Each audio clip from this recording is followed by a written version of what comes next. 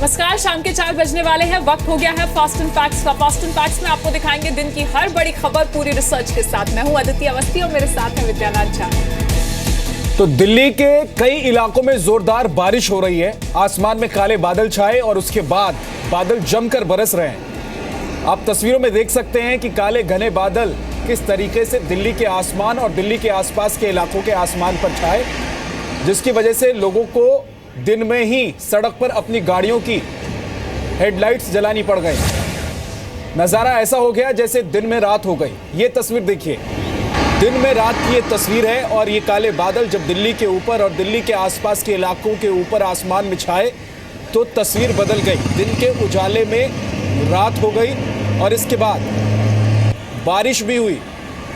दिल्ली के आसपास नोएडा में झमाझम बारिश हो रही है, लेकिन उससे पहले की ये तस्वीर आप देख रहे हैं जब काले बादल आए और काले बादल ने दिन को रात कर दिया। गाड़ियों की हेडलाइट्स जल गई और जो लोग सड़क पर निकले थे उनको ऐसा महसूस होने लगा जैसे दिन में रात हो गई।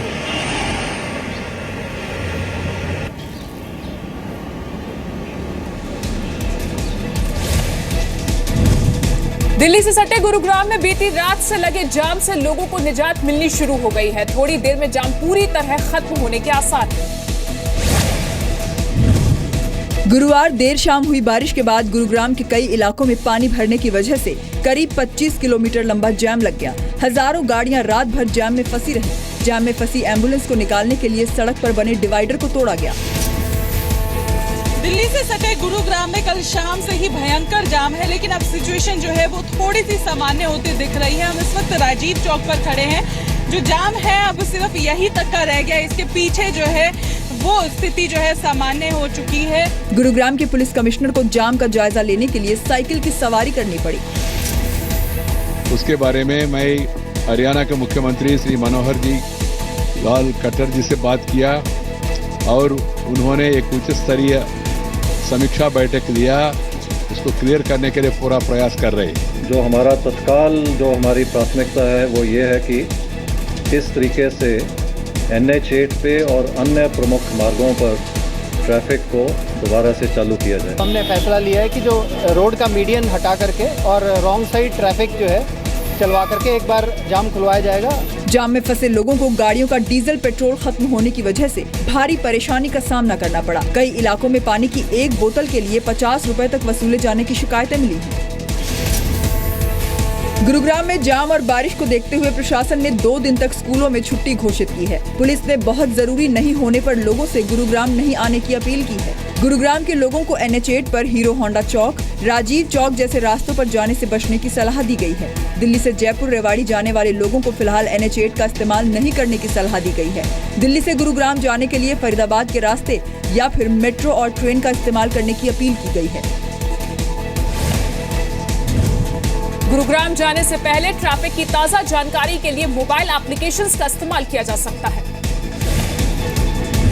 बारिश की वजह से सिर्फ गुरुग्राम ही नहीं बल्कि देश के 3 और बड़े शहरों में ट्रैफिक का बुरा हाल है। बारिश ने राजधानी दिल्ली, मुंबई और बेंगलुरु का ट्रैफिक ठप कर दिया। दिल्ली में सबसे व्यस्त माने जाने वाले ITO के पास ट्रैफिक जाम के कारण हजारों गाड़ियां फंस गई। मुंबई में लगातार बारिश के कारण हिंद माता, किंग सर्कल और दूसरे इलाकों में ट्रैफिक जाम हो गया। बेंगलुरु में भी बारिश के कारण गाड़ियां रेंगती हुई नजर आई। मुंबई में लगातार बारिश हो रही है। इस वक्त हम मुंबई के हिंद माता में खड़े हैं, जहां पर बारिश होने के कारण जो है यहाँ पर पानी जो जल भराव है वो यहाँ पर होना शुरू हो गया है। आप देख सकते हैं किस तरह से रात भर से जो बारिश यहाँ पे चालू है और सवेरे से तेज बारिश है यहाँ पर, इस कारण से जो है यहाँ पर जल भराव काफी हो गया है। एक सर्वे के मुताबिक दिल्ली NCR देश का सबसे भीड़ भरा शहर है। बेंगलुरु दूसरे और मुंबई तीसरे नंबर पर है। ट्रैफिक जाम के कारण दिल्ली के लोग रोज 10 करोड़ रुपए का नुकसान झेलते हैं। दिल्ली में सिर्फ 8 जगहों पर ट्रैफिक जाम के कारण 40,000 लीटर ईंधन की रोज बर्बादी होती है। मई 2015 के आंकड़ों के मुताबिक सिर्फ दिल्ली में 96 लाख से ज्यादा रजिस्टर्ड गाड़ियां हैं। उत्तराखंड से लेकर कर्नाटक तक 5 राज्यों में आसमान से बरस रही आफत ने लोगों का जीना मुश्किल कर दिया है। बेंगलुरु में लगातार भारी बारिश की वजह से जनजीवन अस्त व्यस्त हो गया है। प्रशासन ने सड़क पर नाव चलाकर पानी में फंसे लोगों को निकाला। उत्तराखंड के खटीमा में बांध से पानी छोड़े जाने की वजह से शहर के निचले इलाके पानी में डूब गए हैं। अस्पताल में पानी घुसने की वजह से मरीजों को परेशानी का सामना करना पड़ रहा है। बिहार के कटिहार में स्थानीय लोगों ने महानंदा नदी के तटबंध काट दिए, जिसकी वजह से आसपास के करीब 32 गाँवों में बाढ़ का पानी घुस गया है। बिहार के मुख्यमंत्री नीतीश कुमार ने बाढ़ प्रभावित इलाकों में हर मुमकिन मदद का भरोसा दिया है और हर प्रकार की सहायता जिसके लिए हमारे यहाँ प्रावधान किया हुआ है, स्टैंडर्ड ऑपरेटिंग प्रोसीजर बना हुआ है, उसके अनुरूप काम करें। एनडीआरएफ, एसडीआरएफ के भी लोग लगे हुए हैं। असम के काजीरंगा नेशनल पार्क में बाढ़ का पानी घुसने की वजह से 4 गैंडों और 15 हिरणों की मौत हो चुकी है।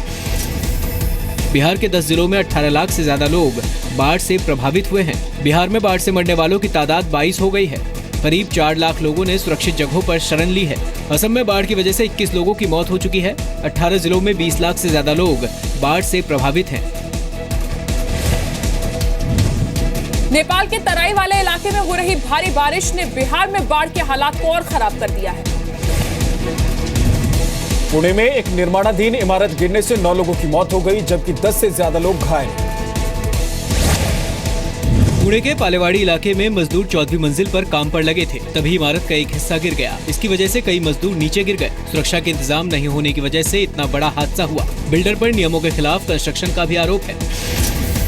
लेकिन कहीं पर यहाँ पर बिल्डर्स और जो कॉन्ट्रैक्टर्स काम करते हैं, उनकी लापरवाही की वजह से ये घटना घटी है। उसकी अगर किसी भी तरह की अवहेलना हुई है या किसी तरह से उसका पालन नहीं हुआ है और उसके कारण से ये दुर्घटना हुई है, तो उसकी हम लोग जांच करेंगे और उस पर जो है कठोर से कठोर कार्रवाई उस पर हम लोग करेंगे। हाल के दिनों में इमारतों के गिरने से कई लोगों की मौत हुई है। 25 जुलाई को ठाणे में गैस सिलेंडर में ब्लास्ट के बाद इमारत गिरने से एक महिला की मौत हो गई। दर्जन भर लोग घायल हुए। 24 जुलाई को हैदराबाद के फिल्मनगर में निर्माणाधीन इमारत गिरने से 2 मजदूरों की मौत हो गई, जबकि 12 लोग घायल हो गए। 23 जुलाई को पश्चिम बंगाल के दार्जिलिंग में पुरानी इमारत गिरने से 3 लोगों की मौत हो गई, जबकि 9 लोग घायल हो गए। 9 जुलाई को मेरठ कैंट में अतिक्रमण विरोधी अभियान के दौरान एक इमारत गिरने से 4 लोगों की मौत हो गई।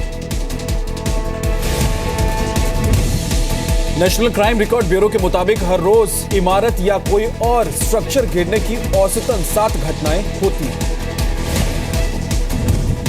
कश्मीर के नौगांव में पकड़े गए पाकिस्तानी आतंकी सैफुल्लाह बहादुर अली का हाफिज सईद से कनेक्शन सामने आया है। सूत्रों के मुताबिक एनआईए से पूछताछ में बहादुर अली से जब उसके सरगना के बारे में पूछा गया तो उसने चाचा बताया। ये चाचा कोई और नहीं बल्कि हाफिज सईद है। बहादुर के मुताबिक उसकी ट्रेनिंग के दौरान 1-2 बार हाफिज भी आया था। बहादुर ने यह भी कहा कि उसे हिंदुस्तान के लोगों से नफरत है और वो मारने और मरने के लिए भारत आया था। बहादुर अली फरवरी 2015 में लश्कर में शामिल हुआ था। मुजफ्फराबाद के 3 कैंप में उसे ट्रेनिंग दी गई। वो अपनी मर्जी से फिदायीन बना। बहादुर कश्मीर के हाईवे पर गाड़ी को बंधक बनाना चाहता था। पीओके में लश्कर के कंट्रोल रूम में वलीद नाम का आतंकी बहादुर को निर्देश दे रहा था। आतंकी सैफुल्लाह बहादुर अली को मुठभेड़ के दौरान मंगलवार को कश्मीर के नौगाम से पकड़ा गया। मुठभेड़ के दौरान बहादुर अली के 4 साथी मारे गए थे। बहादुर अली पाकिस्तान के लाहौर की तहसील रायविंड के जिया बग्गा गांव का रहने वाला है। बहादुर कश्मीर में पकड़ा गया दूसरा जिंदा आतंकी है। इससे पहले बारामूला में सेना ने आतंकी नावीद को भी जिंदा पकड़ा था।